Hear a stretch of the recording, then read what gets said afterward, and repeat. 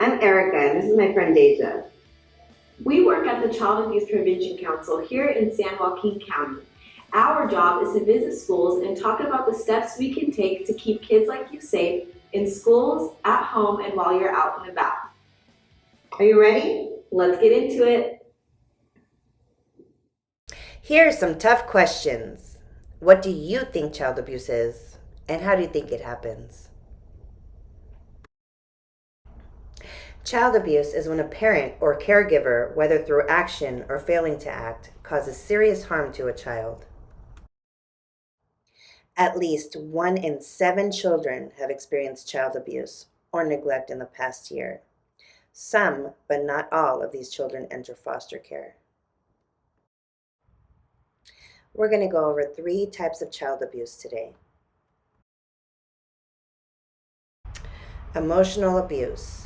Children who have been emotionally abused may suffer from depression, have social withdrawals, or desperately seek affection. When someone hears the term child abuse, they most commonly associate it with physical abuse.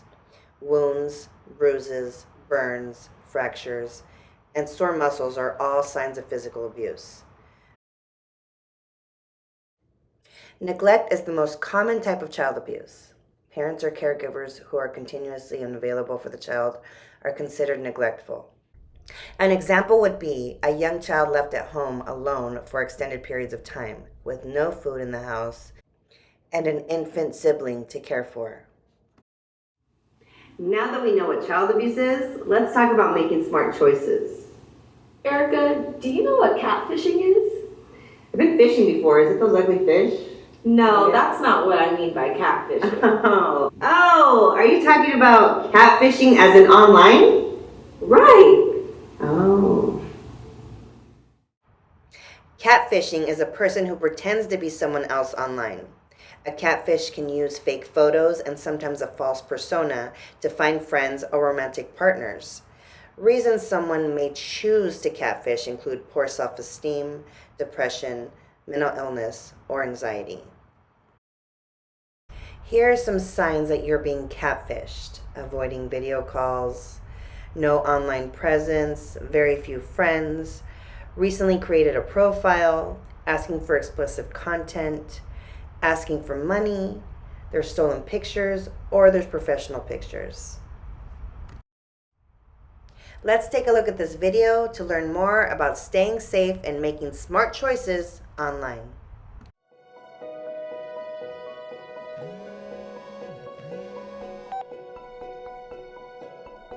Hey guys, Maya here.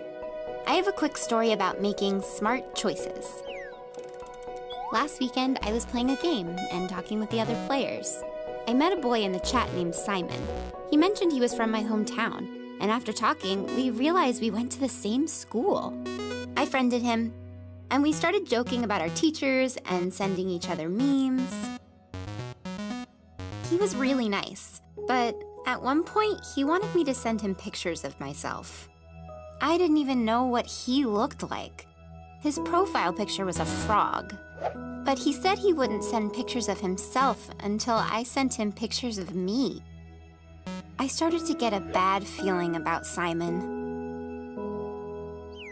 Isn't there a word for this sort of thing? I wasn't too worried about it yet, but then he asked me to come over to his house. That creeped me out, and I ignored Simon after that. I realized that I could have been talking to anyone. The next day at school, I asked my teacher about Simon. I told her the whole story, and she was so concerned that she looked through the school's records.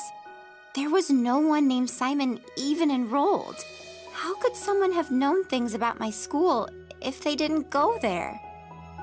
Then I remembered a picture I posted on a different site. That picture had my school's address in the background. My name was on my game profile. If Simon had searched my name, he would have found that picture and found me. I deleted the picture and went back to make sure all my profiles were locked. Some sites don't do that automatically. I'm so glad I told my teacher about what happened. If someone online wants to meet up or tries sexting with you, the smart choice is to block them and tell an adult. Also, as I've learned, never post anything private. Your pictures, phone number, school, or address can be used to find where you are, or where you're going to be. Never share anything you're not comfortable with everyone seeing.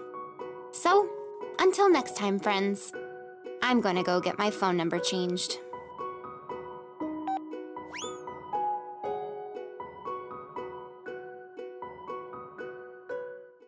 Can you think of a time when you might have been in a similar situation? I guess the best way to think about safety is this. If you're making smart choices and avoiding strangers in your everyday physical life, you should be just as safe online. Let's ask ourselves a few questions. Are you as safe as you can be online? Messaging online is really fun. The internet is great because you can connect with your friends and family. But chances are strangers can see everything going on in your life if your profile is not private. You need to be mindful of that. Always be aware. We have a quick question for you. What do you do with inappropriate questions from strangers? The answer is pretty self-explanatory. We block, report, and tell. We know sometimes it can be hard to tell because you don't want to be seen as a snitch, but sometimes telling is the right thing to do. For example, if someone is purposely calling you names or saying things that hurt your feelings at school or online, that is something you need to go and tell. About 22% of students ages 12 to 18 experience bullying. Another form of bullying is cyberbullying, the use of electronic communication to bully a person, typically by sending messages of an intimidating or threatening nature.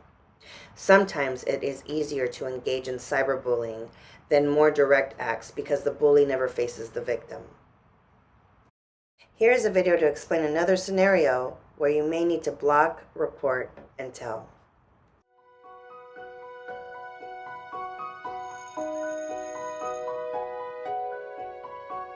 Hey, I'm Darius. And I'm Maya.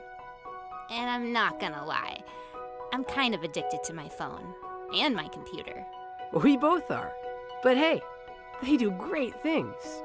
They're great at waking us up. They let us have important conversations with our friends. And they keep us informed about the world. So yeah, our phones and computers are amazing. But we don't always do amazing things with them. It's all too common that we hear about our friends being cyberbullied. Or maybe we've even experienced cyberbullying ourselves. Cyberbullying is any sort of communication through your phone or your computer that's meant to hurt or intimidate another person. If it happens to you, it's hard not to react. And if you're the one doing it, it's easy to forget that you might be hurting a real person. You never know what someone might be going through. With so much negativity on social media, more and more kids are experiencing anxiety and depression. And I would never want to be the person who makes that worse. You've probably heard the phrase, "think before you speak," a million times. But this might be a new one. Think before you post.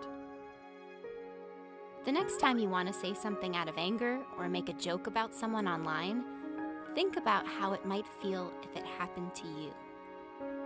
You might think they deserve it, or you're just joking around. But what you're about to do is bullying. If you see it happening to someone else, be courageous enough to speak up for them in a positive way. In order to stand up for yourself, remember these tips. Block, report, and tell an adult. Block the person bullying you. Report the abuse if you can. And remember, keep the messages. You might need to show them to an adult. Tell an adult you trust. They want to help you. Remember, what we say to each other matters. Yeah, you never know what someone else might be going through. And if you're being bullied, it's not your fault. No one has the right to hurt you or make you feel unsafe, online or in person. Remember, Block, report, and tell an adult. Even though it doesn't always feel like it, There's so much more to life than our phones and social media. Unfortunately, I think we've all experienced something like this before. We may have been the person bullied, or even worse, we may have participating in saying something rude or mean to a person. Next time you get into any type of these situations, always remember you never know what people are going through. Think before you post. Stand up to bullies. Be courageous and speak up. And always, always, always remember, block the bully, report, keep the messages, and tell a safe adult, someone you trust. So now let's talk about some safe adults. What do you think makes a safe adult?